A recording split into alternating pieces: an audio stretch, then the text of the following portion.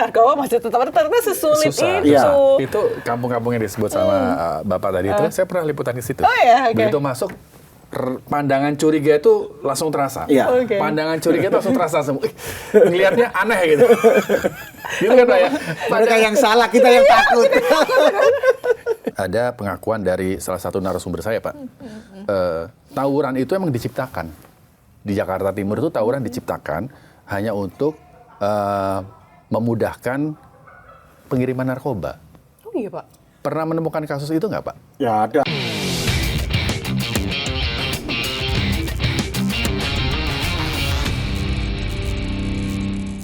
Saya nggak tahu sih, saya awam juga soal narkoba Pak. Ini sekalian mau nanya, narkoba itu ada masa kadaluarsa nggak Pak?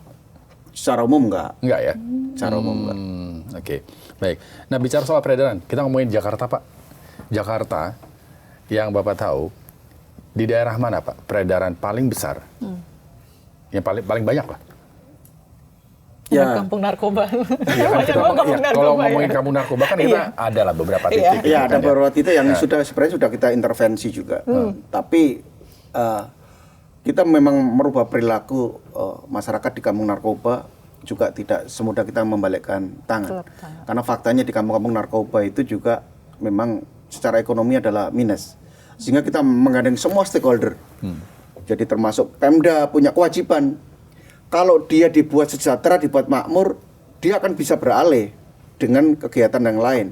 Tapi selama dia miskin, kemudian bandar ini mencekoi dengan iming-iming, kamu tinggal jual ini, dapatnya segini, pasti dia akan tetap, walaupun kita intervensi, tetap akan menjual narkoba di tempat itu. Sehingga caranya adalah tidak cukup dengan penindakan, tidak cukup dengan pencegahan, tetapi bagaimana memberdayakan masyarakat di situ sehingga menjadi lebih baik, lebih sejahtera, sehingga dia tidak akan terkondisikan oleh para bandar. Berarti nggak cuma dari narkobanya aja ya, tapi ternyata dari segi ekonomi Pemda juga harus ikut campur. Iya, sekarang kalau dia disuruh jualan rokok, untungnya sehari cuma 50.000. Dia jualan narkoba sehari 1 juta, pasti dia milih. Sementara dia kondisi ekonomi memerlukan uang itu.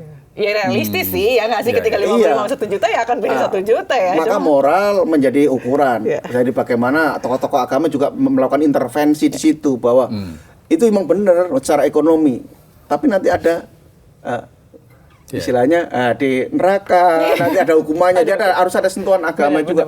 Tapi itu nggak cukup kalau dia memang tidak ada diberdayakan sehingga dia bisa menghasilkan atau mencukupi kebutuhannya sehari-hari, pasti dia akan kembali lagi. Ada nggak Pak di Jakarta gitu satu kantong wilayah gitu ya, kampung narkoba yang kemudian sekarang sudah mulai berubah gitu? Atau masih tetap aja dengan? Ya, yang jelas sudah ada perubahan-perubahan di Kampung Boncos, Kampung Bahari, ada beberapa Kampung Ambon. Walaupun tadi kita tidak bisa menjamin sekarang adalah bersih. Iya.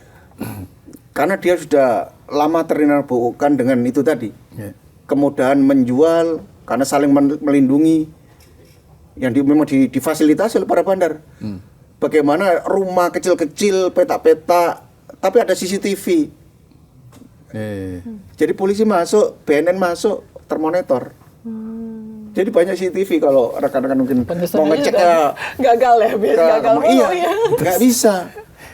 Dan kita nggak bisa cuma 1 orang 2 orang, kita datang harus masing-masing dari Pemda nanti menjanjikan atau menjamin apa, dari BNN apa, mungkin harus direhab yang memang ada bermasalah direhab. Jadi masing-masing semua stakeholder harus datang bareng-bareng untuk menuntaskan masalah itu. Berarti nggak cuma dari penegakan hukum, misalnya kayak penggerebekan, kayak nggak bisa. Itu hanya itu nggak bisa juga Pak. Iya, hanya jerah pada sesaat aja. Oh, jadi tapi yang lain tetap. karena jadi jangka panjang ya. Makanya kita juga mengintegrasikan semua upaya. Tuh Mas Sisi, kenapa kampung narkoba masih tetap ternyata sesulit Susah. itu? Itu kampung-kampung yang disebut sama Bapak tadi itu, saya pernah liputan di situ. Oh ya, Begitu masuk, pandangan curiga itu langsung terasa. Pandangan curiga itu langsung terasa semua. Ngelihatnya aneh gitu. Gitu kan Pak ya? Mereka yang salah, kita yang takut.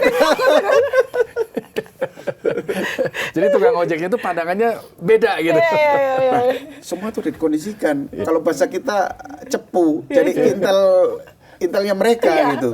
Ada orang masuk, udah ojek udah masuk duluan, ngasih tahu.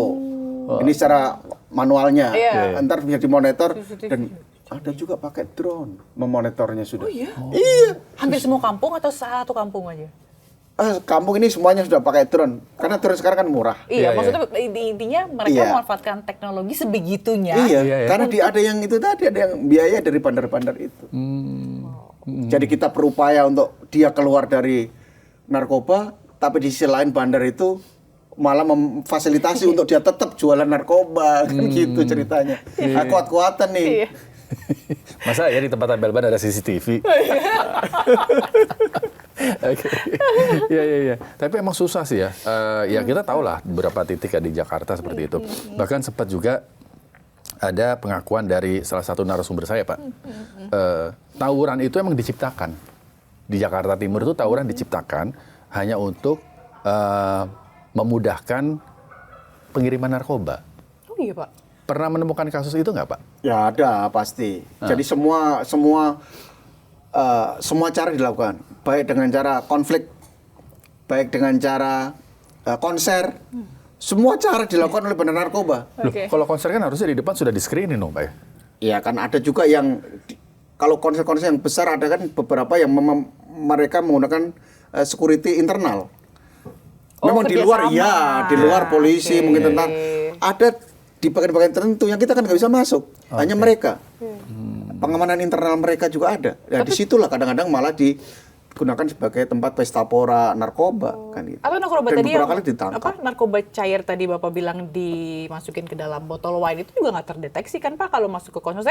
Mereka akan X-ray pun tidak bisa mendeteksi bahwa itu narkoba atau Ya kalau X-ray nggak bisa. iya kan? Nah. Maksudnya Ada rata-rata beberapa alat di lapangan agak sulit mengenali atau mendeteksi itu. Ngeri ya? Jadi kecuali kita bermain di jaringan biasanya, kita udah memang curiga atau udah mengindikasi bahwa ini akan digunakan tempat pesta pora narkoba.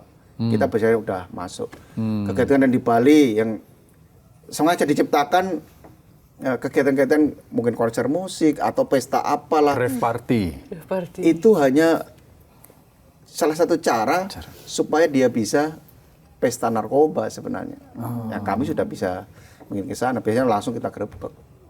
Tapi tentu kita juga tidak ingin membuat kegaduhan dengan cara-cara yang soft. Memang orang yang ingin memang benar-benar Pengen tujuannya hiburan, tetap tidak terusik. Nah, sehingga Berarti- kita fokus pada titik-titik di mana yang kita curigai. Berarti para orang tua kalau misalnya anaknya izin, ayah, bunda saya mau nonton konser gitu.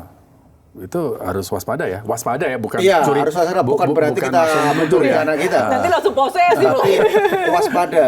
Setidaknya kita menanyakan ini gimana konsernya apa, Sama sama siapa. siapa. Sama siapa. Kemudian jangan-jangan ini memang tiket dibelikan oleh bandar narkoba, kan bisa juga kita nggak tahu. Makanya harus ditanyakan. Dikasih gratis dan seterusnya. Nah, itu harus ditanyakan. Oh dikasih gratis tapi ternyata itu adalah Iya. modusnya mereka untuk Yang jelas kalau konsernya skala private itu mending tidak. Kalau konser besar misalkan kayak di Estora atau di GBK atau di JIS, itu kan semua orang bisa melihat. Itu mungkin lebih aman. Tapi kalau sifatnya private, hanya 100 orang, 200 orang yang dikondisikan dengan berbagai fasilitas mewah, itu peluang besar digunakan untuk pesta narkoba. Tapi Pak, kalau misalnya untuk kayak gitu, pasti kan kita kan surat tugas untuk tes urin gitu ya. Nah, kalau misalkan tadi kan Bapak sudah melihat bahwa ada salah satu indikasi seperti tadi private gitu kan. Itu bisa jadi mungkin dari BNN atau polisi mencurigai gitu kan. Nah, itu apakah boleh langsung dicek atau nih kita tes urin coba ini bisa tadi di konser juga gitu atau harus ada temuan dulu baru boleh melakukan pengecekan? Nggak, boleh-boleh aja. Oh, Boleh-boleh oke. aja. Tetapi kan kita tidak, seperti saya katakan tadi, kita tidak ingin membuat suatu kondisi kegaduhan. Gaduh itu tadi ya. Oke, oke. Tetap pendekatannya itu. Jadi kita memang target kita harus pasti bahwa si A pasti dia. Ya, jangan semua orang. Iya, Ya sama misalkan kalau kita misalkan ada mobil di tengah jalan misalkan, terus kita rahasia satu-satu, kan mereka pasti nggak nyaman. Iya. Benar-benar. Nanti kita dipikir bodoh. Kalau gitu nggak usah jadi polisi, nggak usah jadi di pegawai BNN. Kalau semua orang satu-satu dicek, Iya. kan harus sudah dipastikan mobil ini doang yang dicek, yang lain enggak kan gitu kan. Nah, ya itulah. Jadi kecermatan kita di dalam tentu berbasis data intelijen. Oke. Jadi nggak sembarangan asal semuanya. Oh diperiksa satu, misalkan sini satu studio ini diperiksa satu-satu, pasti nggak nyaman semua. Kalau memang ada dicurigai harus satu yang dipastikan masih ada gitu. Nah, itu mungkin dari komunikasi HP-nya, orangnya ada di sini. Atau sebelumnya udah dibuntutin oleh petugas kita, kan gitu kan. Sehingga yang lain tidak terusik gitu. Pokoknya sudah ada targetnya dulu. Udah ada target. Oke. Ini ada. Saya pertanyaan terakhir nih Pak. Ini mumpung di bulan Ramadan ya, ini kita syuting di bulan Ramadan. Kalau ada netizen Sobat iNews yang nonton podcast ini, pengguna begitu ya. Pengguna itu kan ketika dia mau untuk sembuh, itu kan pasti susah Pak Sulit. ya. Sulit gitu untuk mau declare atau apa. Nah, BNN bisa memfasilitasi apa Pak? Supaya mereka bisa nyaman. Saya mau sembuh nih, saya mau kemana? Oke, BNN ada, saya harus ke sana menghubungi siapa? Ya. Jadi memang kadang pengguna ini juga dikucilkan oleh keluarga juga kadang-kadang kan. Atau keluarga itu merasa mendapat stigma negatif dari tetangga. Sehingga kalau dia kadang-kadang datang langsung ke siapa? Nah, kita ada call center 184. Nah, di situ nanti akan diarahkan. Jadi menyampaikan aja. Di situ juga ada fasilitas telerehab. Jadi rehabilitasi untuk konsultasi bisa. Tetapi kalau misalkan ingin langsung datang, kita ada di BNN, ada namanya IPWL, dan itu juga tersebar di beberapa titik di daerah. Itu bisa ditanyakan juga melalui call center 184. IPWL Pak? Iya. Jadi instansi penerima wajib lapor. Nah, tapi nggak ditangkap kan Pak nanti? Ya tidak. Tadi saya katakan gitu. Bahwa pengguna sekarang adalah pendekatannya adalah direhab. Kita ingin pulihkan, kita ingin sembuhkan. Nah, kalau di BNN ini gratis, semuanya gratis. Jadi artinya kalau memang takut atau segan itu hubungi dulu call center kami 184. Tapi kalau mau datang ke IPWL, baik itu yang miliknya BNN, ada juga miliknya Kemensos, juga ada IPWL. Jadi menerima wajib lapor. Saya atau anak saya misalkan, kemungkinan besar dia adalah pengguna. Karena dengan ciri-ciri seperti ini. Nah, saya minta untuk dilakukan terapi atau penyembuhan. Tempat kita namanya rehabilitasi. Nanti akan dilakukan asesmen tingkat keparahan dari pengguna ini. Kalau dia nggak terlalu parah, maka dirujuk untuk rawat jalan. Jadi secara berkala dia konsultasi ke tempat kita, ke tempat rehabilitasi kita. Tetapi kalau parah, mau nggak mau di rawat inap. Rawat inap juga nanti tidak hanya terapi untuk penyembuhan sebenarnya. Dia akan diberdayakan. Dia juga akan dilatih sesuai dengan keterampilannya dia, ke passionnya dia. Kalau kita ada yang udah dilatih jadi barista, ada yang juga berkebun, ada juga montir. Jadi sesuai dengan kebutuhan dan memang passionnya dia. Karena kalau hanya dari sisi medis, nanti dia akan terpikir karena nggak ada kesibukan. Maka juga dia dilatih. Jadi di tempat rehab kita di samping untuk terapi medis juga ada terapi sosial istilahnya.